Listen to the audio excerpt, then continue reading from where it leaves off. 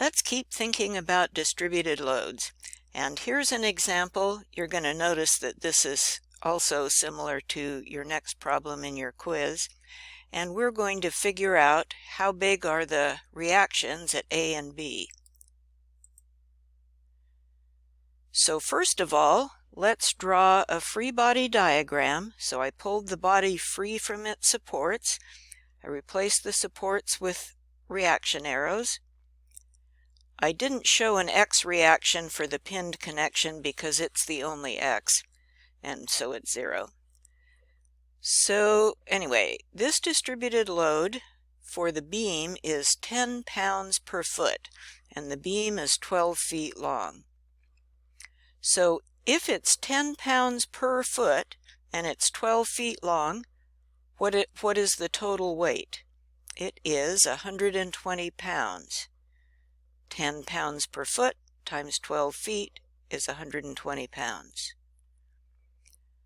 So I can draw an arrow on my free body diagram with 120 pounds on it, and it's in the middle of that beam, so I'll make that at 6 feet over.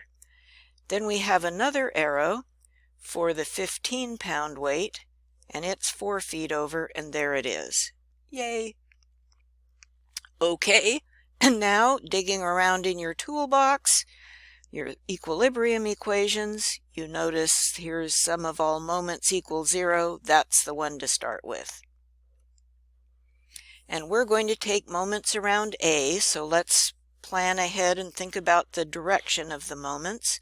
We've got 15 pounds trying to turn clockwise, and 120 pounds trying to turn clockwise, so those are both negative moments. Then we have the support at B trying to turn counterclockwise, so that's a positive moment. Now we'll use our equilibrium equation, the sum of all moments around point A equals 0. And remember that our moment equation is moment equals force times distance. So let's get going. Sum of all moments around A, what have we got? We've got that first force is 15 pounds times 4 feet.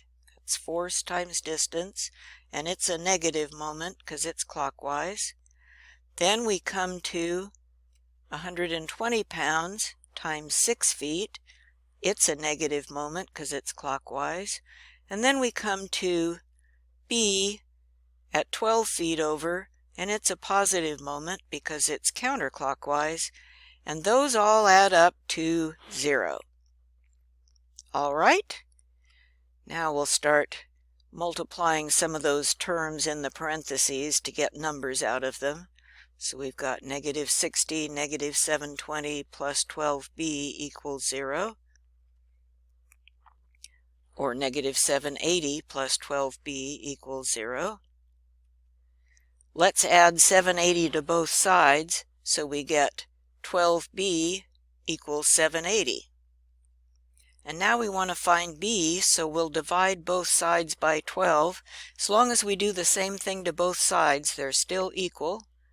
And those 12s cancel out, and we are left with b equals 65 pounds. So we can write 65 pounds under our reaction arrow. Now let's find A. We'll use the sum of all forces in the y direction equals 0. And we have A pushing up, so it's positive. 15 pounds coming down, so it's negative. 120 pounds coming down, so it's negative. And 65 pounds at B pushing up, so it's positive, and those all add up to 0 because this thing is in equilibrium. And how do we know it's in equilibrium? It is not moving. So adding all those numbers together, we wind up with A minus 70 equals 0. We can add 70 to both sides. The 70s cancel out, and we're left with A equals 70. And so we can write that on our free body diagram. There we are. And that is quite similar to the next problem in your quiz that you'll do. What's different about the quiz problem is that, and this is one from the book, this one is metric. So instead of a nice even number of feet, we have a decimal number of meters. I don't know what you think about this drawing, but I just barely recognize that that's a carpenter with a hammer. The hammer and the head kind of mushed together, but anyway, so he or she is a weight in the beam and it's not centered, and you'll use that same exact method to find how much weight is A holding up and how much weight is B holding up. And you should come out with these numbers at the bottom of the slide just to check your work. All right, let's do a third problem. Here we have a deck or a house with a balcony or something. This one is, this example is metric. So we have two forces on top of this beam of 10 newtons each, and those are 2 meters apart. Then out on the end we have a distributed load of 3 newtons per meter, and that might be some kind of flooring or something. And that distributed load is 4 meters long. So let's see if we can figure out the reactions at A and B. I drew a free body diagram here. There are the two 10 Newton forces, 2 meters apart. There's support at A and B. And then here, instead of a distributed load at the end, I replaced that distributed load with a single arrow, because that will be easier to calculate. So let's figure out what number to write on that arrow. If that load weighs 3 newtons per meter and it's 4 meters long, how much does it weigh? It weighs 12 newtons because it's 3 newtons per meter times 4 meters. 3 times 4 is 12. So I'm going to write 12 newtons on that last arrow. So there's our free body diagram. Now, how far is it from point A over to that 12 Newton force? And here we have to slow down and think about this carefully. Over here from post A to post B, we've got 2, 4, 6 meters total. And then this arrow, this 12 Newton arrow that we just drew, is acting in the middle of that distributed load. That distributed load is 4 meters long, but if something is in the middle of it, that something is only 2 meters over. So we're going 2, 4, 6 meters plus another 2 meters. It is 8 meters from A over to the middle of that distributed load. So there is 8 meters to the middle of the distributed load. Now let's start figuring out the reactions. So we'll start with sum of all moments equals 0. And first we'll make sure we are aware which direction these moments are going. So we've got two 10 Newton forces trying to turn clockwise, so those are negative moments. We've got support B trying to turn counterclockwise, so that's a positive moment.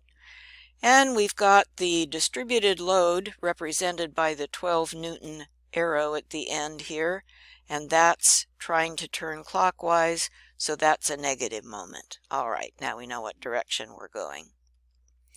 Now we'll start figuring. We've got our equilibrium equation, sum of all moments around A equals 0. And force times distance, etc. So the first force is 10 newtons times 2 meters. The next force, be careful here, it's 10 newtons not times 2 meters, it's 10 newtons times How far is the distance from there over to A? It's a total of 4 meters. So for this force times distance, we're saying negative 10 newtons times 4 meters. How about the reaction at B? It's not 2 meters either. It's 2, 4, 6 meters from A over to post B. So that is positive B times 6. And then we've got our 12 Newton load coming down in the middle of the distributed load place, and we figured that that was 8 meters over. So there we are. There are numbers. They add up to 0. So now we can start doing some multiplying and combine these numbers together. And boiling them down, we come out with a total of negative 156 Newton meters plus 6b Newton meters equals 0. Let's add 156 to both sides, and we're left with 6b Newton meters equals 156 Newton meters.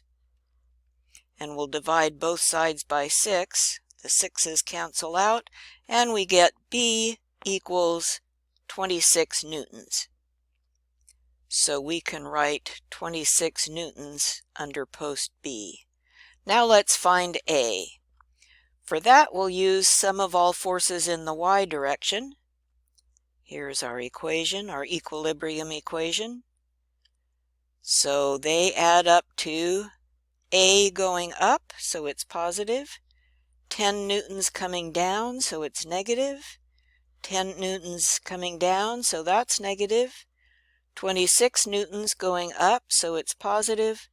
And 12 newtons going down, so it's negative. And that all adds up to 0 because it's in equilibrium.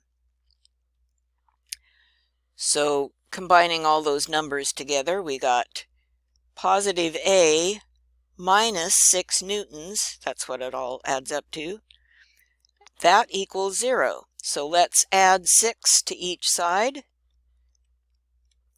The 6's cancel out, and we're left with A equals 6 newtons. So we can write that under post A. There we go, we solved it. And this problem is similar to your last quiz problem, except that our last quiz problem is not metric. It does use pounds and feet, but the method will be just the same. And I have written the answer on the bottom of your slide here. These are the A and B reactions you should come up with if all goes well. And I hope that you feel free to keep looking at, either look at the videos if you like doing that, or just quietly look at the PowerPoints to yourself. That's something I like to do. I just review the pictures and the numbers on the slides.